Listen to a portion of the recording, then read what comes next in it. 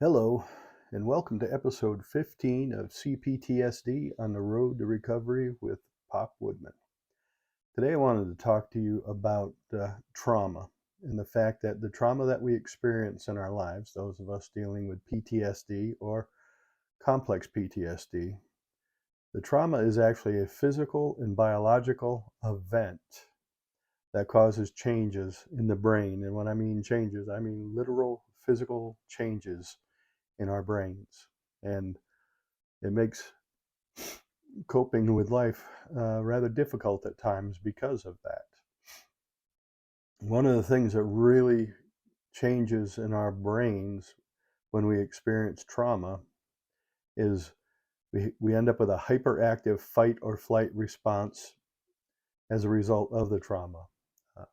And, the longer you're working on recovering from CPTSD, the more you recognize these types of things in your life and how you react to situations and so on. So, be, what causes this hyperactive flight or fight response? It's the parts of the brains that are affected by the trauma. The parts that are affected by the trauma are the amygdala, the hippocampus, the prefrontal cortex, and the default mode network in our brains. These are all affected by the trauma that we experience. Now, the amygdala is the part of our brain that God created to help us sense when there's danger around. And what happens physically and biologically as we experience more and more trauma, the more this part of our brain becomes physically and biologically affected by these issues that we have experienced, these traumas. So, because of this, we end up with a heightened sense of danger. Uh, and we sense this danger pretty much everywhere in every aspect of our lives. We see it when other people don't see it. We're always on edge and just can't relax. The second part of the brain that is physically affected by trauma is the hippocampus. And it's affected because when we do experience high stress trauma and things like that, the brain releases the cortisol, and cortisol is basically toxic to the hippocampus. And the hippocampus is supposed to help calm the amygdala. Well, if it's not functioning like it should, it can't, and won't do that. So the reality is these physical and biological changes to our brains have made things worse for us than you can possibly imagine at times. And actually, I take that back on the hippocampus. The hippocampus is not the one that is supposed to calm the amygdala. That's not the part that does that. But the hippocampus is faces toxic overload from all the cortisol is what I was trying to get at. So I kind of misspoke there. I apologize for that. Now, the prefrontal cortex, this is the part of the brain that is supposed to calm the amygdala, but because of the physical and biological changes that stress has caused on the prefrontal cortex, it doesn't do its job either. So this really works on the default mode network. In other words, how our body builds its strong sense of self or a healthy sense of self. And because of all these issues that our brains are experiencing physically and biologically due to the trauma in our lives, our default mode network doesn't function as it should either.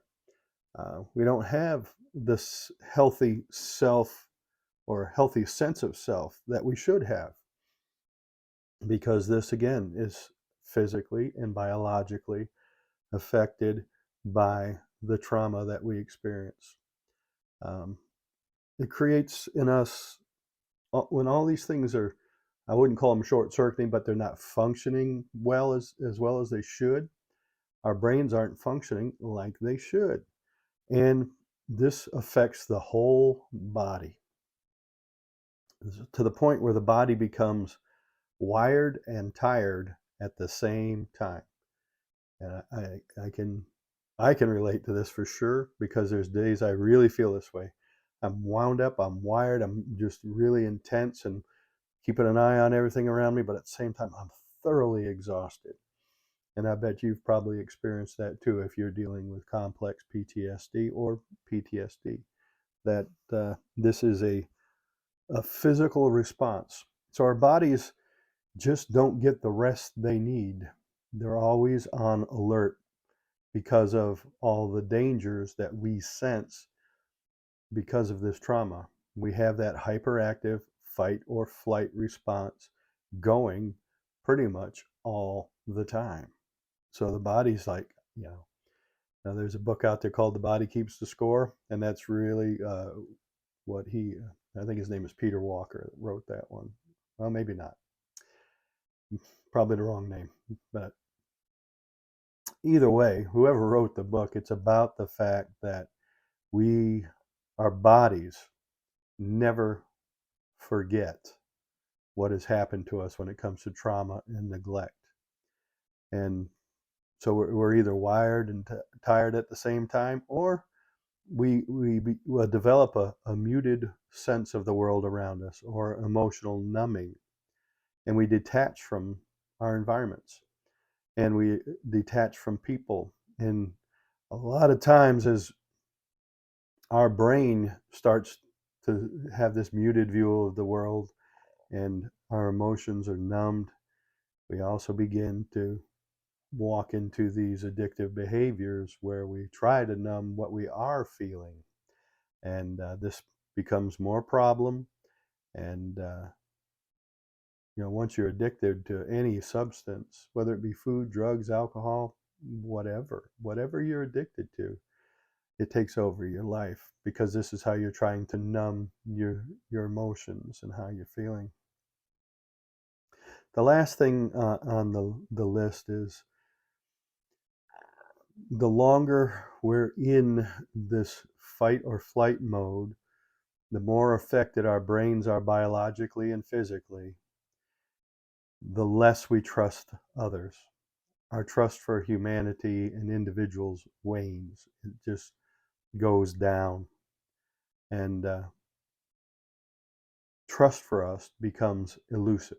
It's something we want to trust, we need to trust, but we just can't. And struggling to achieve that, we chase after that, wanting to be able to trust people, but it's elusive. We've had so many experiences where people have proven themselves not trustworthy that we have a real hard time trusting anyone. And that includes ourselves in all reality.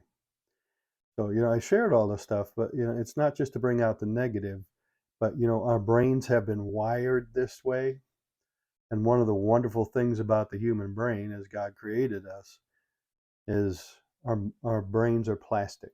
Not that I mean they are made of plastic, but they're pliable. They can be rewired. Just as our brains have been wired to react the way they have for so long, and it has affected our brains physically and biologically, our brains can be rewired over time. And that's the key. It's going to take time. You can't just say, my brain's rewired, I can handle everything. No, it takes time, and it takes practice, and it takes maybe some treatment and things like that to help you get to that point. But our brains are capable of being rewired. And so that's one of the big things about CPTSD, is learning how your brain works and how it's wired and how to rewire it. And in future episodes, I'm gonna talk more about that. How do we rewire our brain? We know it's not functioning as it should, but we know we can make it better, and we'll pursue that in future episodes. Well, hopefully this video has been helpful to you. And remember, I'm not a doctor, I'm not a psychiatrist, I'm none of those things. I'm a minister. But I'm in treatment for complex PTSD, and I want to help others who are dealing with it find their way to treatment and find a way to healing. So it's my prayer that this blessed you and that you have a blessed day. Take care.